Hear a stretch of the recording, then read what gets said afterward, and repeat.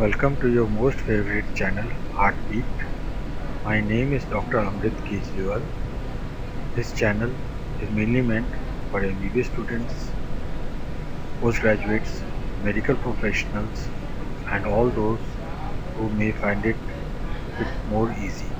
It is an attempt to make the complicated medical sciences more simplified and easier for understanding.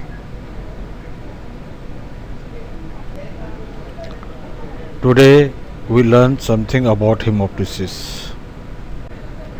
Coming to the definition, hemoptysis is the expiration of blood from respiratory tract.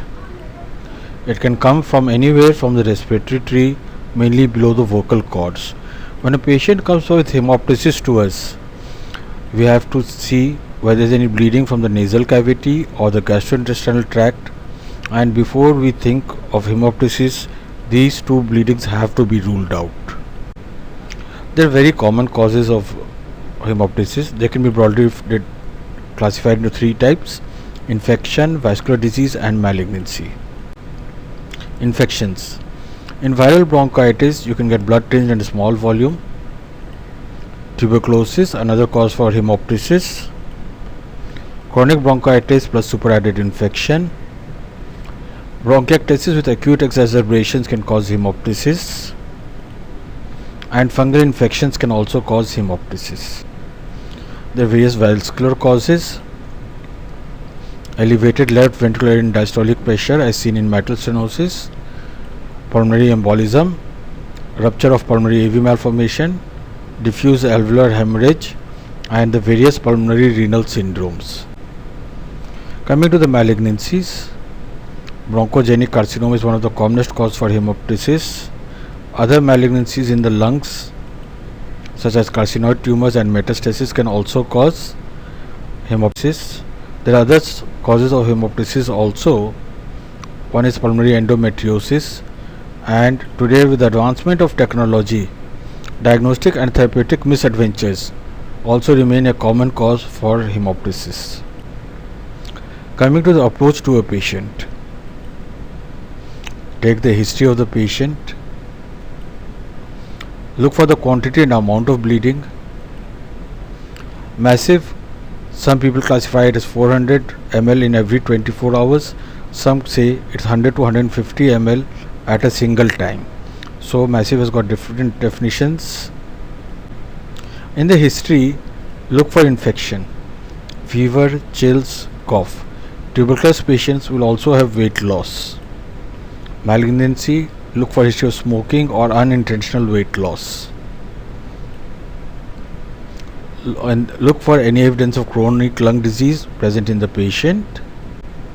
Coming to the clinical examination, look for hypoxemia, tachycardia and tachypnea. We'll find out whether the patient is respiratory distress. Examine the nasal cavity and oral cavity. Look for clubbing. Look for respiratory distress and auscultate the lungs. Coming to the investigations, do the CBC. It will give an idea of the baseline hemoglobin. Do the coagulation profile so that this bleeding abnormalities are detected. Look for the electrolytes which have to be corrected immediately. Renal function and renal analysis will give us evidence of pulmonary renal syndromes, and the X-ray chest can pick up new hemorrhagic spots in a known case of lung disease. Special investigations such as CT scan can be done with or without angiography, and bronchoscopy can also be done.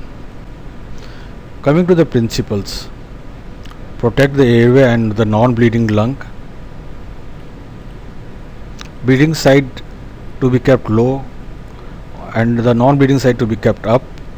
It will continue with the ventilation. Avoid endotracheal intubation. Locate bleeding side if possible. Massive hemoptysis can be controlled in three different ways: from the airway, blood vessel, and surgical resection. Approach to a patient of hemoptysis.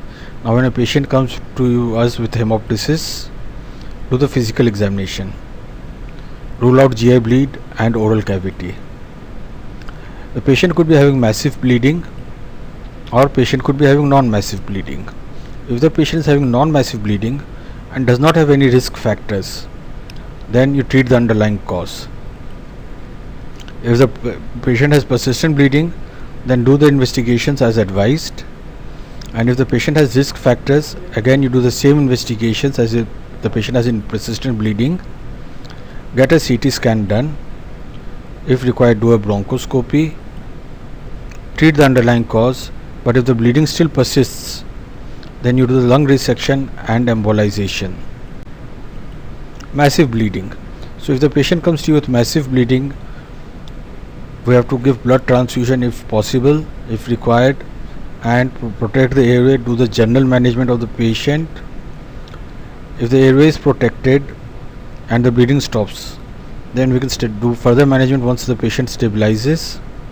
But if the bleeding continues, then do resection and embolization of the patient, of the lung part.